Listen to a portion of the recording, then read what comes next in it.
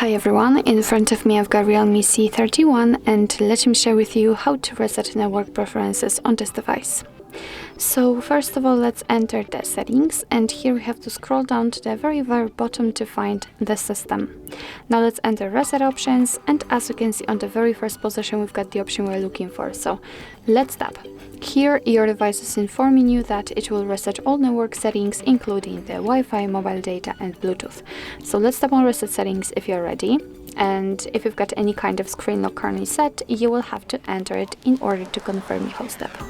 Your device will ask you if you really want to do it because this operation cannot be undone. So let's tap on reset settings, and as you can see, network settings have been reset successfully. So actually this is it. This is how to reset network preferences in your REALME C31. Thank you so much for watching. I hope that this video was helpful, and if it was, please hit the subscribe button and leave the thumbs up.